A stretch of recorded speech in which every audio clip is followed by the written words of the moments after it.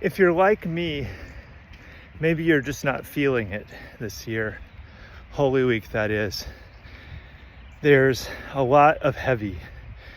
I had a supper last night with a group of trans activists, and there's a lot of pain and worry.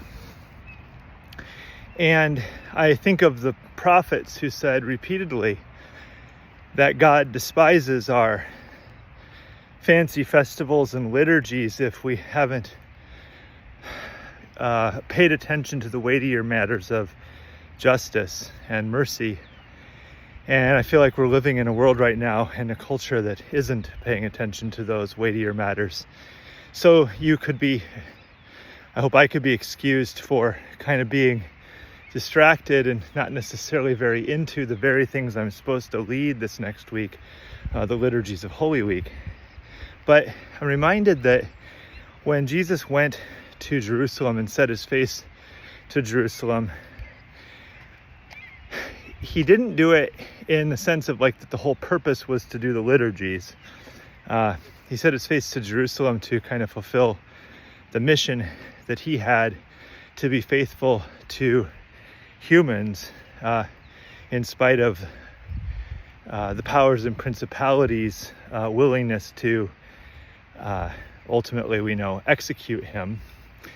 But then while he was doing those things, and there were so many things going on, while he was doing the things that resulted in him being arrested and then crucified, which was like a form of political organizing, inspiring hope among a people who were very downtrodden, he also did the liturgies. So, like the upper room on Maundy Thursday, which we commemorate with the Maundy Thursday service, was a meal that he fed to his disciples, and they fed to him. And the foot washing that he conducted was a simple way of showing his position in relationship to them. And when we observe Good Friday, we remember what is a common result of people opposing the powers, which is that they are indeed crucified and killed for simply standing up for what is right and true and human.